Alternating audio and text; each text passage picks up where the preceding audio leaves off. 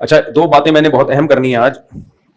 ایک تو کے پی کے ایک بہت بڑے عالم حضرت مولانا شیخ ادریس صاحب، حضرت مولانا شیخ ادریس صاحب جو شیخ الحدیث بھی تھے.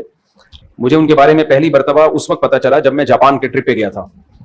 تو جنہوں نے مجھے بلایا ارشاد بھائی ہیں، وہ پہلے شیخ ادریس صاحب کو بھی بلا چکے تھے. وہاں میں نے لوگوں سے ان کی بڑی تعریف سنی تو مجھے تجسس ہوا بھائی کون ہے کے پی کے عالم ہیں جن کے علم اور تقویٰ پہ لوگ اتنا ناز کرتے ہیں کے پی کے لوگ. پھر میرا پشاور جانا ہوا، گاؤں دیہاتوں میں جانا ہوا، وہاں بھی میں نے ان کے بارے میں سنا. پتہ چلا جامعۃ الرشید میں ہمارے کچھ ٹیچر ایسے ہیں جو ان کے شاگرد ہیں براہ راست حضرت مولانا ادریس صاحب کے رحمہ اللہ تعالی. تو ہمارے دل میں بھی عقیدت پیدا ہوئی. اطلاع ملی کہ جی ان کو شہید کر دیا گیا. شہادت سے پہلے 15-20 دن ان کے خلاف سوشل میڈیا پہ ایک بہت ہی غلیظ قسم کا پروپیگنڈا کیا گیا. ان کا بیان میں نے سنا، بیان تو پشتو میں ہے لیکن وہ بہت آسان پشتو ہے، واضح ہے. اس میں انہوں نے بتایا کہ میں حق بیان کروں گا، پھر فوج کی تعریف کی، آرمی چیف کی تعریف کی. اس کے بعد پھر سوشل میڈیا پہ ان کے خلاف جو طوفان بدتمیزی مچایا گیا ہے ان کے خلاف، شرم کے سارے تقاضوں کو بالائے طاق رکھ کے. تو پہلے میں آپ سے چند اصولی باتیں کروں گا.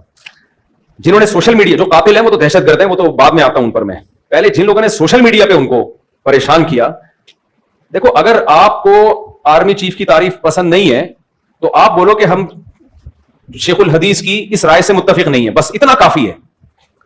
نہ کسی کی عقیدت میں پاگل ہو جاؤ، کسی سیاستدان یا کسی چیف کی عقیدت میں، نہ نفرت میں پاگل ہو جاؤ. ہماری قوم میں اعتدال ختم ہو گیا ہے.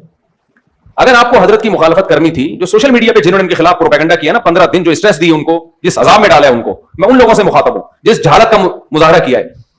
اگر آپ کو ان کے بیان سے اتفاق نہیں تھا، آپ کا خیال تھا آرمی چیف کی تعریف نہیں ہونی چاہیے تھی، زیادہ سے زیادہ آپ بھی یہ کلپ ریکارڈ کروا دیتے کہ حضرت سے ہمیں بہت عقیدت ہے، حضرت کے علم اور تقوی پر ہمیں بڑا ناز ہے، حضرت کی اس بات سے ہم اختلاف کرتے ہیں.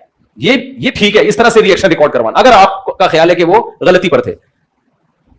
لیکن جو طوفان بدتمیزی ان کے خلاف سوشل میڈیا پہ مچایا گیا ہے، پھیلایا گیا ہے، اس سے پتہ چلتا ہے کہ لوگ کسی سیاسی لیڈر کی عقیدت میں بھی اعتدال نہیں ہے اور مخالفت میں بھی اعتدال نہیں ہے. بھائی اگر آپ کو کسی سیاسی لیڈر سے محبت ہے، اس کے کسی کام کی بیس پہ، تو آپ کو علماء سے کیوں محبت نہیں ہے؟ کیا وہ انہوں نے زندگی میں کوئی کام نہیں کیے؟ صرف علم ہی، دین کا علم ایک ایسی بنیادی چیز ہے، اگر ذرہ برابر بھی ایمان ہونا تو انسان کو اہل علم سے محبت ہوگی. جو 1-1.5 ہفتہ 15 دن ان کو اذیت دی ہے نا، جو سوشل میڈیا پہ ہم بھی دیکھ رہے تھے، اتنا آگے جانے کی کوشش مت کرو. کسی سیاسی لیڈر کی محبت میں بھی پاگل مت ہو جاؤ اور نفرت میں بھی پاگل مت ہو جاؤ. آج کل لوگ نفرت کرتے ہیں، اس میں بھی پاگل ہو جاتے ہیں، اور محبت میں بھی پاگل ہو جاتے ہیں.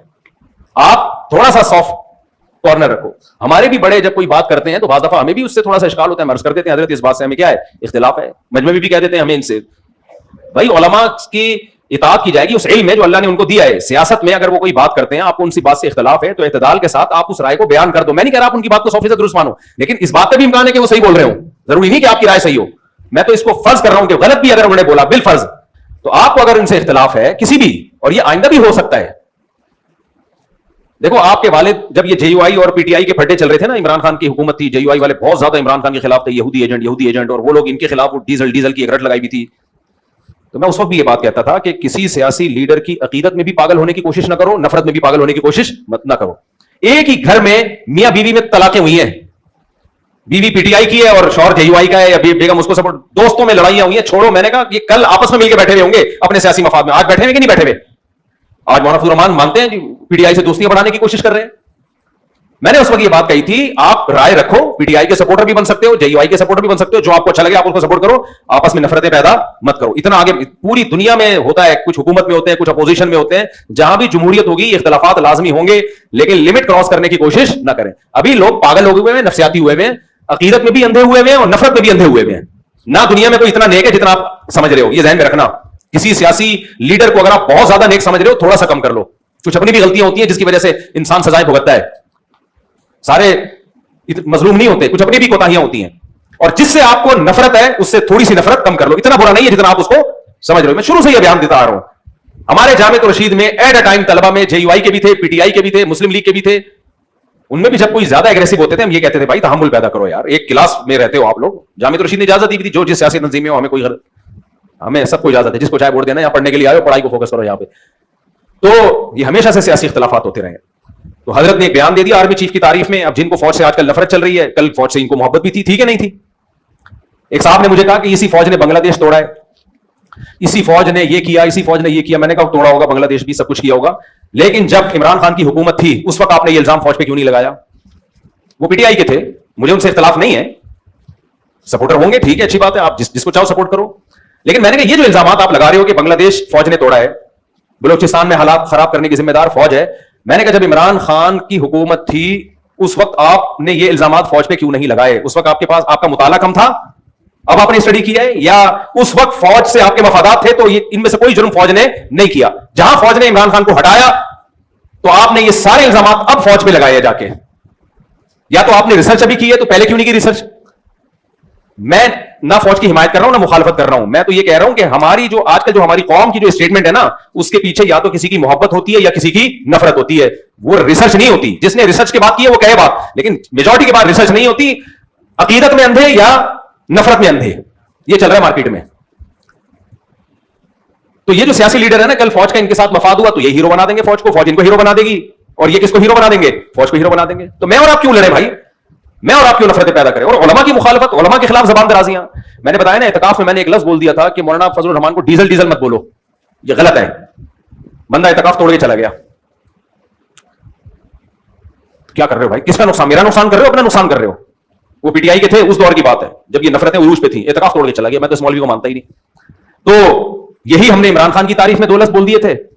تو آپ دیکھ, جب عمران خان نے یونائٹڈ نیشن میں جا کے تقریر کی اور سپورٹ کیا کشمیر کو اور قادیانیوں کے خلاف کچھ قانون سازی کی کوشش کی, میں نے 2 لفظ بولے تھے. تو جو گالیاں ہمیں پڑی تھیں, جو ہمارے پرانے لسنر وہ انسبسکرائب کر کے بھاگ گئے. تو تمہارا ظرف جب اتنا چھوٹا ہے تو تم دنیا میں کسی سے بھی کچھ نہیں سیکھ سکتے. سمجھ میں آ رہی ہے بات؟ کسی سے کچھ نہیں سیکھ سکتے تم. بہت چھوٹا ظرف ہے یار, تھوڑا ظرف کیا کر لو, بڑا کر لو ظرف تھوڑا سا.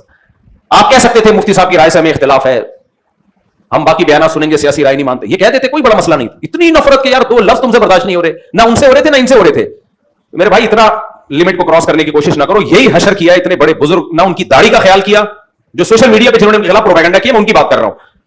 انہوں نے 2 لفظ بول دیا آرمی چیف کی تعریف میں, فوج کی تعریف میں, تو کیا ان کے خلاف پہلے سوشل میڈیا پہ زہریلا جو جاہلوں نے جو کچھ کیا ان کے ساتھ, پھر اس کے بعد جو دہشت گردوں نے ان کو شہید کیا ہے, وہ تو انف ہو گیا. اور یہ شہید کیوں کیا؟ ان کی شہادت سے ایک چیز سمجھو. اکثر لوگ جب کوئی فوج کی تعریف کرتا ہے نا, لوگ اس کو درباری سرکاری موت سے ڈرنے والا کہتے ہیں. میں نے 1-1.5 مہینے پہلے بیان دیا تھا, اس وقت جو فوج کی مخالفت کرے اس کی زندگی کو کسی سے خطرہ نہیں ہے. سوشل میڈیا پہ مخالفین بھرے ہوئے ہیں. اس وقت جو پاکستان کو سپورٹ کرے گا اور فوج کی حمایت, میں عاصم منیر کی یا آرمی چیف کی بات نہیں کر رہا, چیف ایک شخص ہے, اس سے آپ کو نفرت بھی ہو سکتی ہے, آپ کو محبت بھی ہو سکتی ہے. آرمی کے چیف آتے جاتے رہتے ہیں, کوئی تعریف کرے گا کوئی برائی کرے گا, ہمیشہ سے ہوتا رہا ہے. وہ تو ہماری بھی ایک رائے ہے, لیکن ایز اے ادارہ جو فوج کی حمایت کرے گا اس کی زندگی کو خطرہ ہے. اور آج آپ نے اپنی آنکھوں سے دیکھ لیا. بہادر وہ نہیں ہے جو فوج کی مخالفت کر رہا ہے, اسے کوئی خطرہ نہیں ہے. سوشل میڈیا پہ بھرے ہوئے لوگ, زیادہ یہ ہوگا فوجی اٹھا کے سافٹ ویئر اپڈیٹ کر کے چھوڑ دیں گے اس کو. بہت سے لوگ مخالفت کر رہے تھے, فوجی نے اٹھایا سافٹ ویئر اپڈیٹ کیا, ونڈو چینج کی, پرانی ونڈو ڈلی ہوئی تھی, نئی ونڈو ڈالی, تو وہ تو پھر اب یہ بول رہے ہیں الیکشن میں دھاندلی بالکل بھی نہیں ہوئی تھی.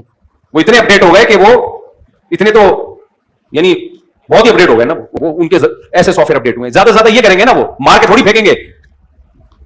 کتنے صحافیوں کو مار دیا بھائی, بہت سے صحافی ہیں بول رہے ہیں فوج کے خلاف, کچھ بھی نہیں ہو رہا ان کو. اس وقت زندگی کو اس کے خطرہ ہے جو مذہبی اسکالر پاکستان کی حمایت میں یا فوج کی حمایت میں بولے گا. کیونکہ یاد رکھو پاکستان, وہ یہ جو اسلام دشمن طاقتیں ہمارے خلاف ہے نا, یہ ہماری آرمی کے خلاف ہیں. ان کو پتا ہے پاکستان بچا ہوا آرمی کی وجہ سے ہے. سیاسی لیڈروں کے پاس بھی فورس تھوڑی ہے. کباب میں ہڈی, جو ملک بچانے میں سب سے بڑی ہڈی کون ہے؟ وہ فورسز ہے ہماری, چاہے وہ آرمی ہو, چاہے وہ ایئر فورس ہو, چاہے وہ نیوی ہو. تو اس لیے جو فورسز کی مخالفت کرے گا بین الاقوامی طاقتوں کی آنکھ کا تارا ہوگا. وہ جو حمایت کرے گا اس کی جان کو خطرہ ہے. اور آج آپ نے کے پی کے میں دیکھ لیا, شیخ الحدیث مولانا ادریس کی شہادت کے بعد جب انہوں نے کھل کے پاکستان اور پاکستان کی فورسز کی حمایت کی ہے, ان کو شہید کر دیا گیا. میں سمجھا پا رہا ہوں اپنی بات؟ تو اس لیے اس وقت جو حمایت کرے گا وہ بہادر ہے, وہ ڈرتا نہیں ہے. انہوں نے کہا کہ میں ڈرتا نہیں ہوں کسی سے, اور انہوں نے ثابت کر دیا کہ میں بہادر ہوں. ان کو تھریٹس تھی, ان کو خطرات تھے.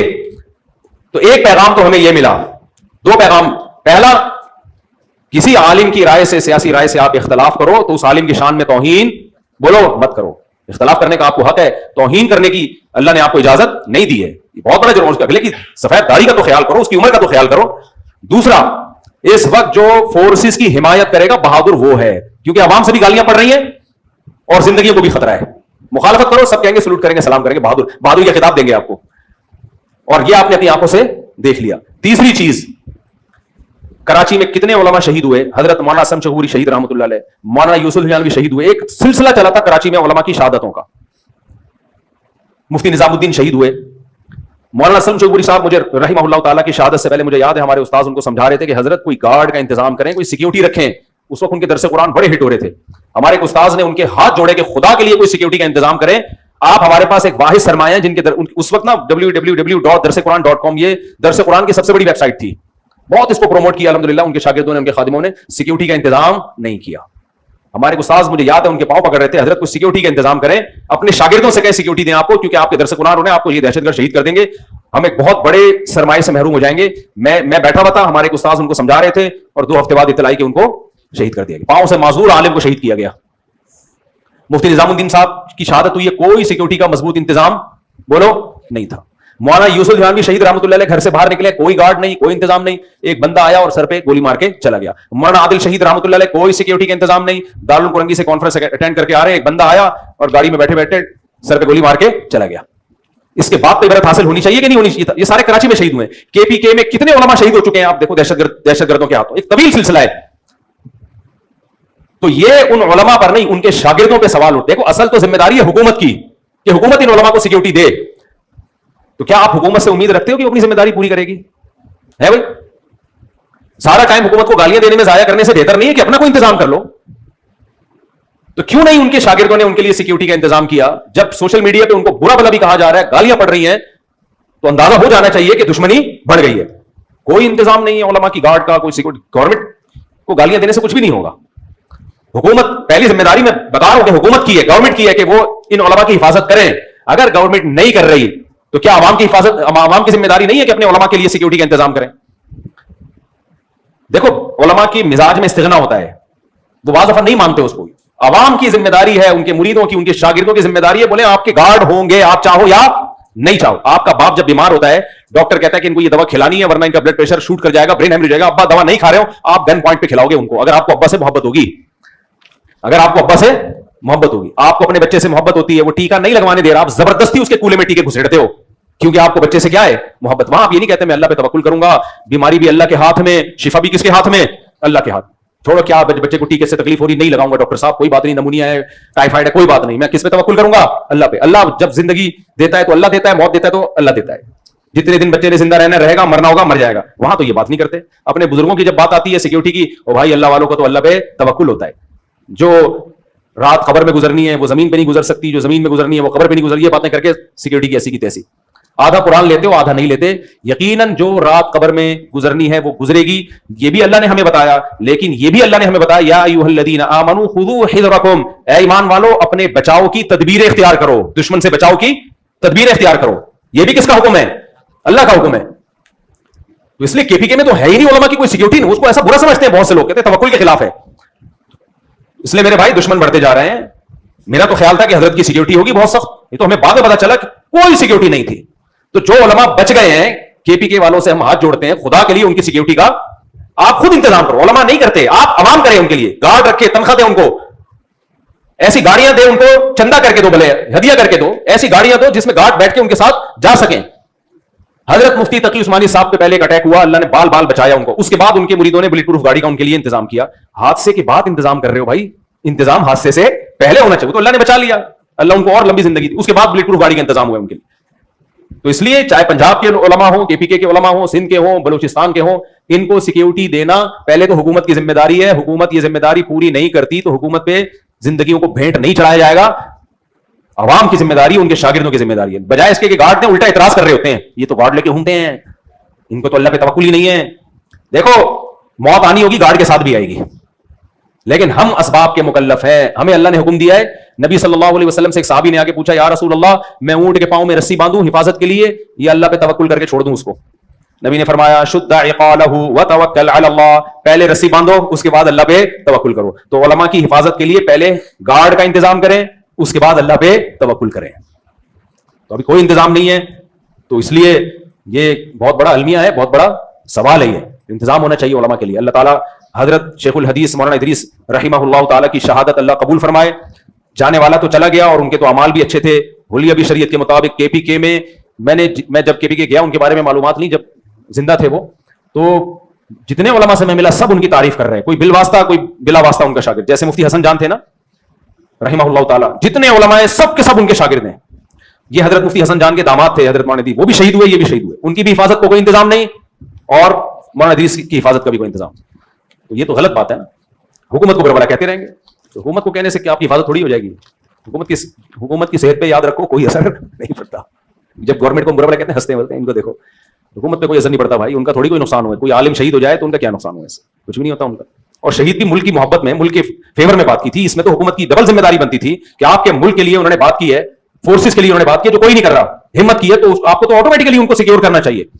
तो हुकूमत नहीं कर रही, अवाम भी नहीं कर रही, तो हम तो फिर दोनों ही बराबर हो गए।